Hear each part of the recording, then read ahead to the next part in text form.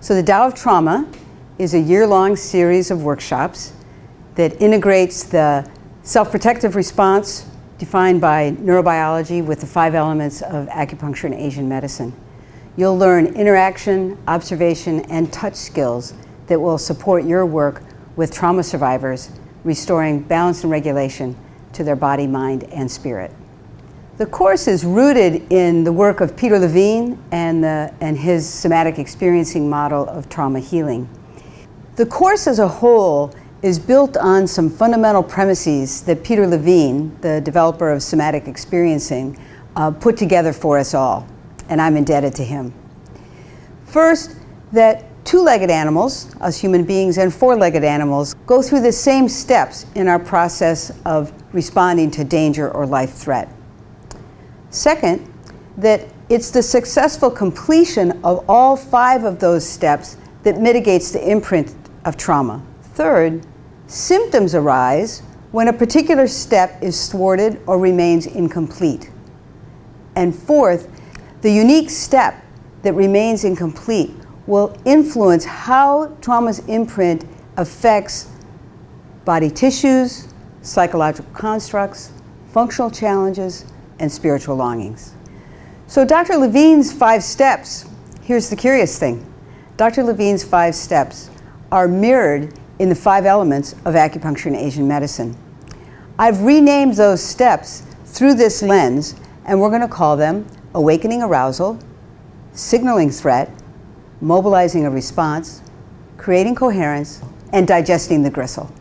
And the wisdom of acupuncture and Asian medicine teaches us that there are certain resonant relationships between these 5 elements, water, wood, fire, earth, and metal, with certain emotions, organs, tissues, functions, and spiritual longings. So we can integrate these corresponding aspects of life with neurobiology, and putting the 2 together can guide clinicians, providers, to more nuanced approaches to the imprint of trauma on a survivor's body, mind, and spirit.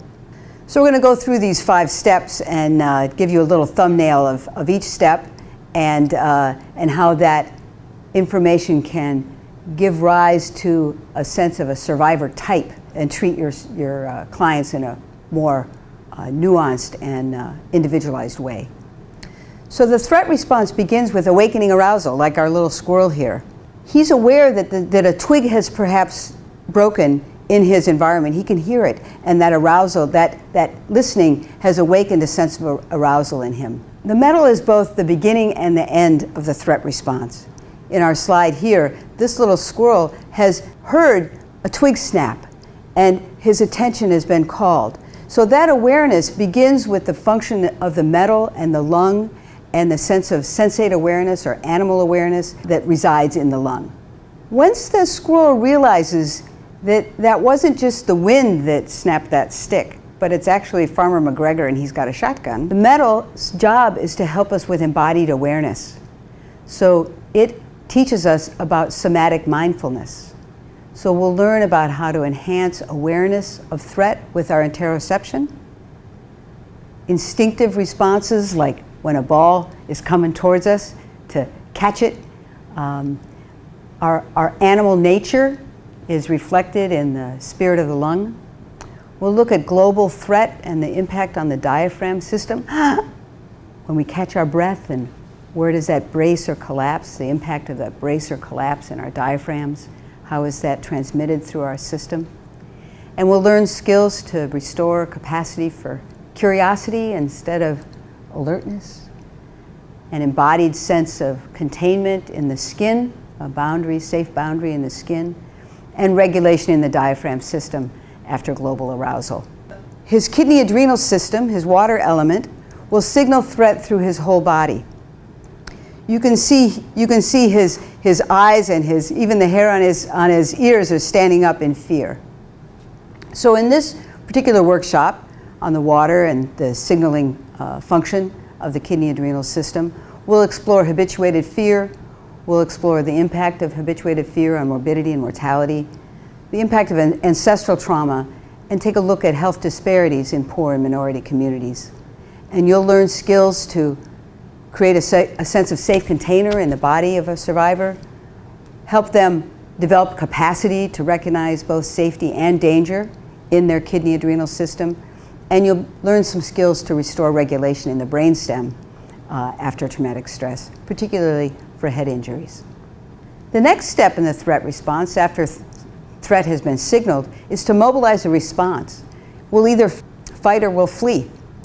So in this workshop, we'll explore the impact of a mobilization response that gets thwarted and can result in chronic pain patterns, a lack of embodied awareness. You don't want to live in your body anymore when it's got so much arousal in it, and the impact of habituated anger and anxiety on the body, mind, spirit. You'll learn skills to restore proprioception in the sinews, capacity to orient to threats, and benevolence as the true nature of the wood element and the liver organ. If that mobilization response has been successful, our liver communicates that success to the heart, and the heart is then able to send a message out to the kingdom of the body in its pulse, in the regulation of the pulse, and the ease and steadiness that comes with the blood pulse that's transmitted from the heart. So in this workshop, in the summertime, we'll explore the heart of trauma. We'll look at social engagement as the foundation for resilience. We'll look at cardiac coherence, the energy of the heart and how that communicates coherence to the whole body. And we'll look at the physiology of connection and the importance of feeling connected with each other as a way to have a more resilient community and family and individual. You'll learn skills to restore the pericardium's capacity for connection, the infrastructure of connection that's in the triple burner, a very special organ that the Chinese recognize, and we'll explore the heart's gift of propriety and whole body regulation and how to help restore that. In the Earth workshop, we're going to explore digesting the gristle of trauma and harvesting the lessons that are always in there. We'll look at the function of the visceral brain, the organs of digestion, and the importance of health in this system in order to keep the gut biome healthy so that it can produce neurotransmitters for our mental health, as well as T cells to enhance our immune system, and to allow for peristalsis to move not just food but also life experiences through our system and allow us to eliminate what wants to be eliminated and retain the lessons and the beauty in the lessons that we've been given in life. We'll also look at the importance of of interoception, the way our gut knows what's fair, our gut knows what's safe, our gut knows who's to be trusted, and how to build the capacity for interoception in trauma survivors. Our specific skills will be in learning how to restore peristalsis in the guts, vitality in the visceral brain, capacity to digest food and experiences, and vitality in the muscle tissue that's regulated by the spleen and the stomach. So each of these workshops will explore the development of a construct around 5 survivor types. Chinese medicine has held hundreds of years that we're born with both genetics and a certain constitutional nature that influences our capacity to respond to threats.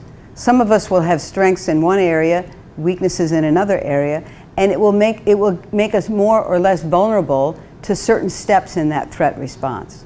So we're going to learn how to recognize these 5 elements in a person in both their hyper-aroused state and their hypo-aroused state. And utilizing that diagnostic lens will help you know which kind of remedies, which remedies are going to be the most helpful to this survivor, to a particular survivor. Here's our schedule for the 2019 series. The end of January, we'll have signaling threat. In March, we'll have mobilize a response. In June, restore coherence. In September, digest the gristle. And in November, awaken arousal. I hope you'll feel welcome. So the Tao of Trauma, in sum, interprets the principles of acupuncture and Asian medicine, takes them beyond needles and herbs, and applies them in a framework that's accessible to all providers. Please feel welcome to this course if you're an acupuncturist, if you're a somatic experiencing practitioner or intermediate level student, or if you have equivalent training.